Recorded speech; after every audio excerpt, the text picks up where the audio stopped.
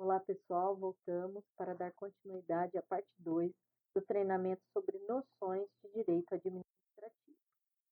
Então, nós vamos falar agora dos poderes da administração. É lógico que para ela gerir, né, o interesse público, para ela fazer melhor para a sociedade, ela precisa de ter alguns poderes, né? E aí nós estamos falando do poder disciplinar, que é aquele que ela pode punir, né, as faltas funcionais dos agentes públicos, né, que não se portarem da forma como deve, se descumprirem os regulamentos.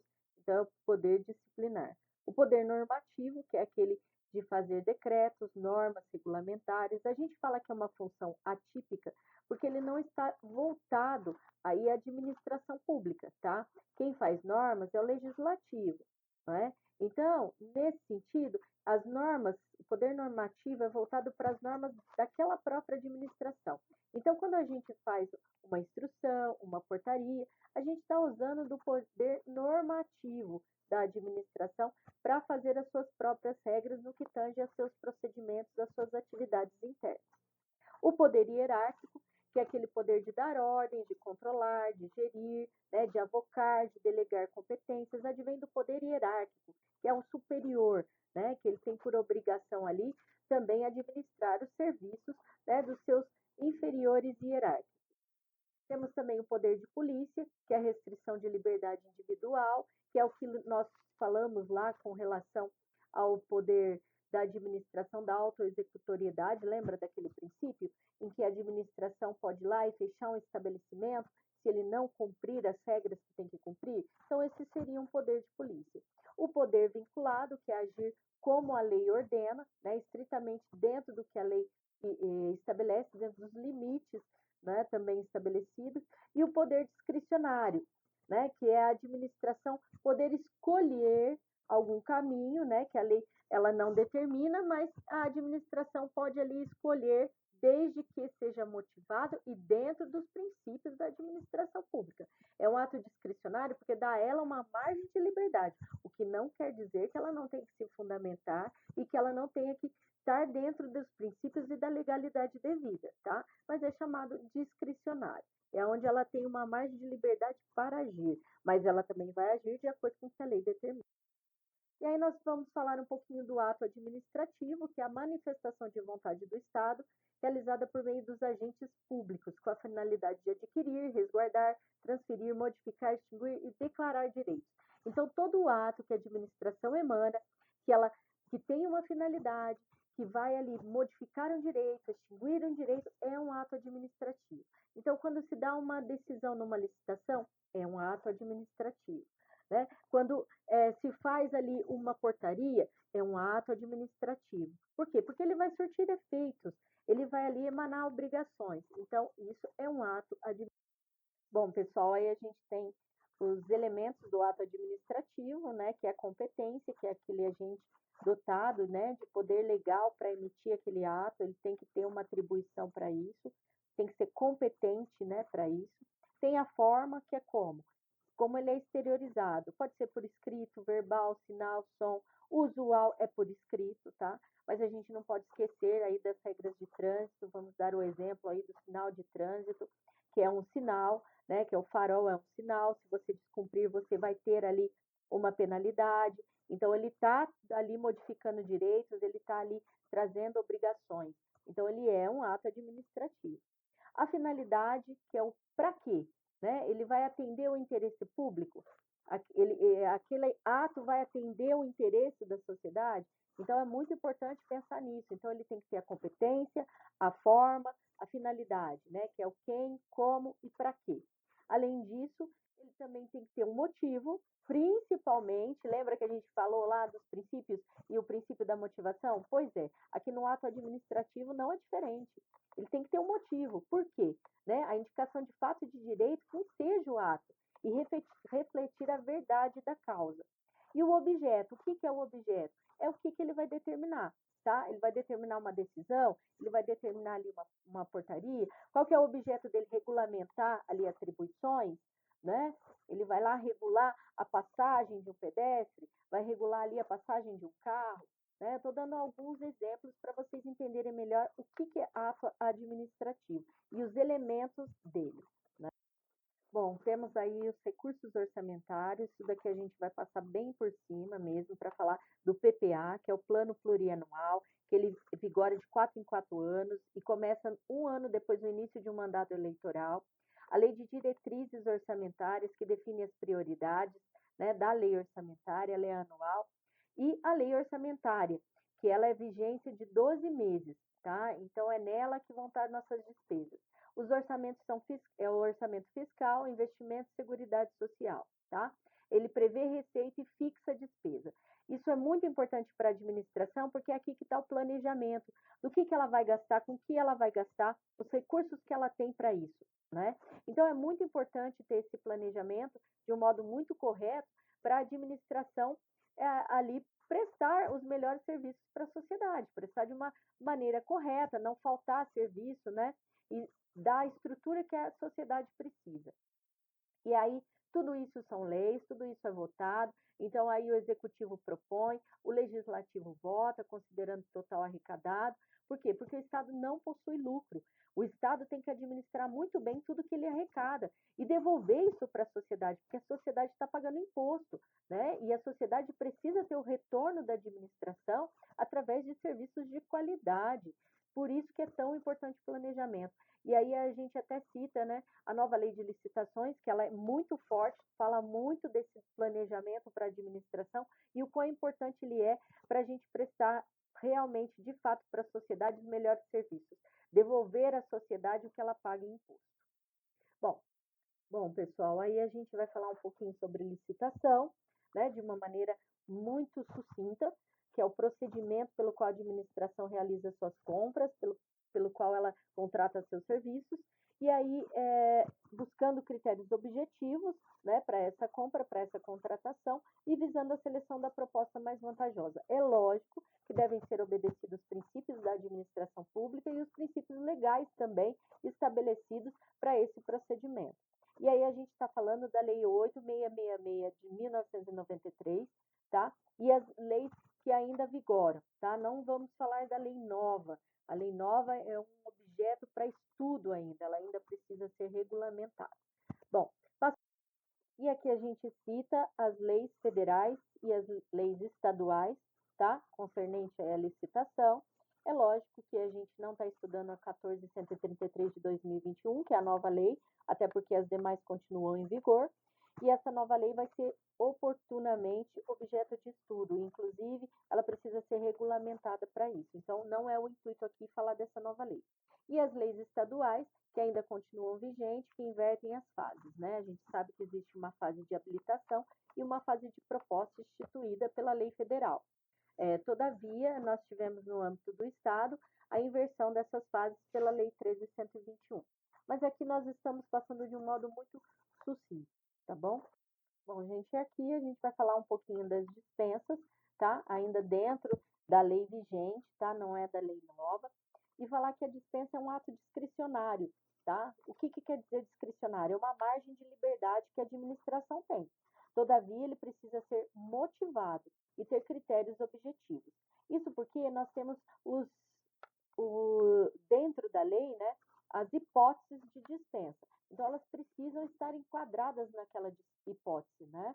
E temos as dispensas por valor também. Então, se ela estiver enquadrada ali e houver a motivação correta para isso, algumas contratações podem se dar por meio de dispensa, nos limites da lei. E aí a gente fala também que as hipóteses, existem hipóteses taxativas do artigo 24, mas o que é isso? Taxativo é que a situação tem que se enquadrar, a situação real tem que se enquadrar nas hipóteses legais, não podendo se aplicar a licitação dispensável. Então, se a hipótese real não se enquadrar naquelas hipóteses legais, não pode haver a dispensa de licitação, tá? Então, a margem de liberdade está no sentido de que a administração, ao invés de licitar, ela pode utilizar o mecanismo da dispensa. Todavia, ela precisa se enquadrar nas hipóteses legais estabelecidas. Por isso que elas são chamadas de taxativas. Se não for dentro daquelas hipóteses, não é possível ocorrer a dispensa de licitação. Bom, e aqui a gente vai falar dessa diferença, né? A desmistificação de dispensa, de licitação dispensada e licitação dispensável. são diferentes, sim. Uma é do artigo 17 e outra é do artigo 24, né, da Lei 8.666 de 1993. A dispensada é um ato vinculado, tá? Quer dizer que não há margem de liberdade, ele tem que cumprir exatamente o que a lei fala, o administrador. A inviabilidade de disputa e é para alienação de bens públicos.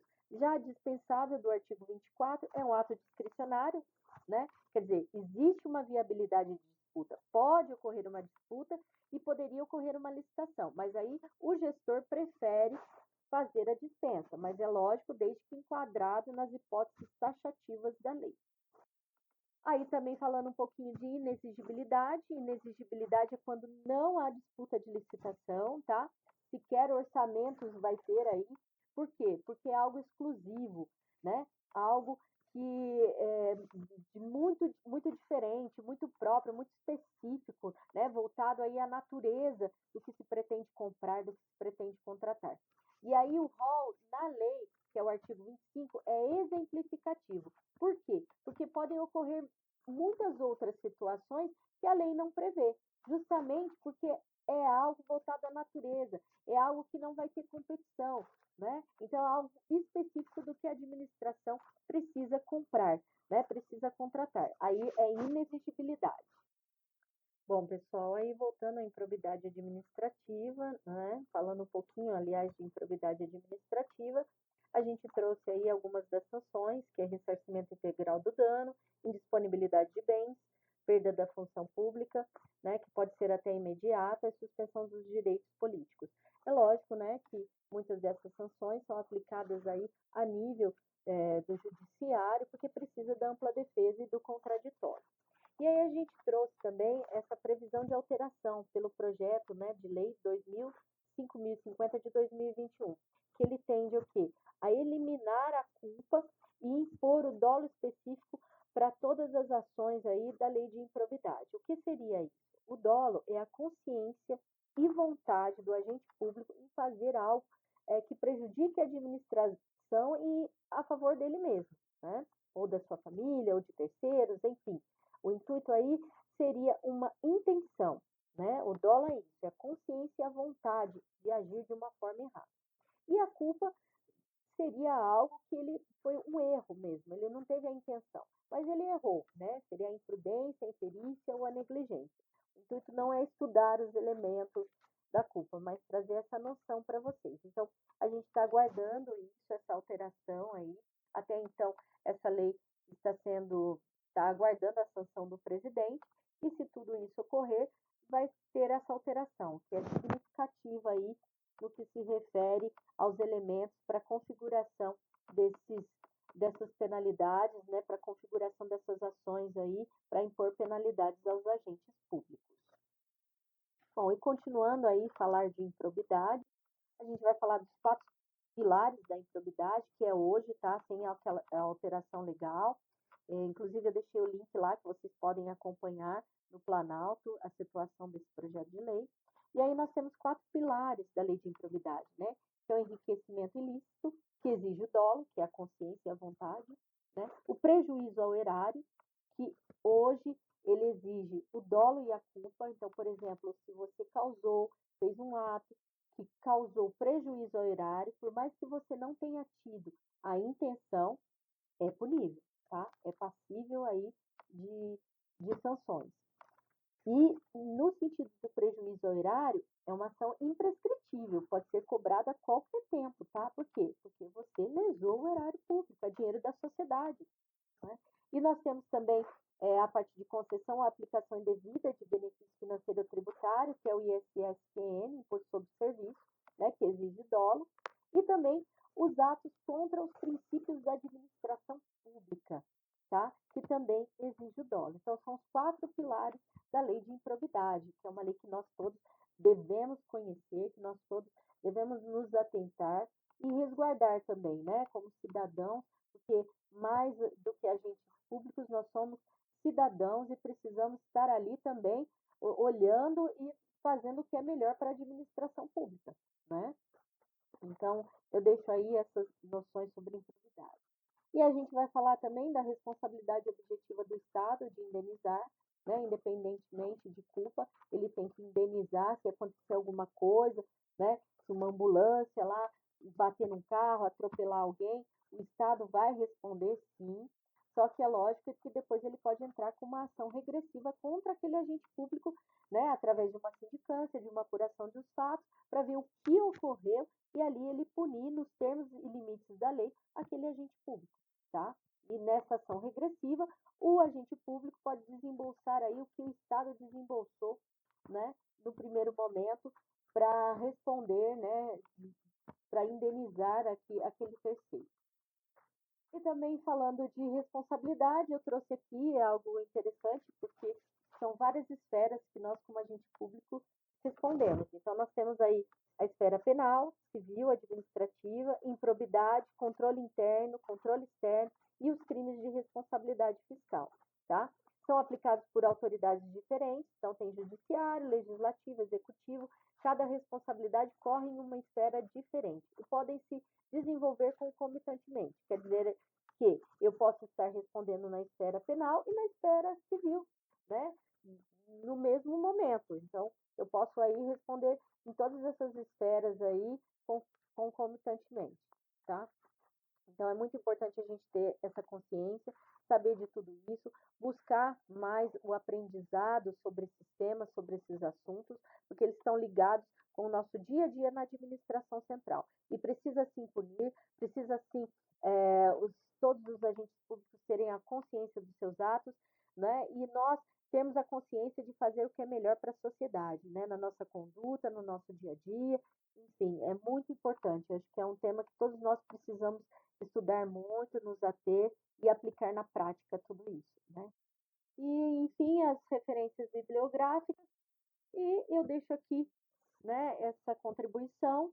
Espero que vocês tenham gostado. Agradeço a todos pela atenção até aqui e fico ao dispor caso tenha alguma dúvida, tá? Um abraço a todos. Obrigada pela atenção.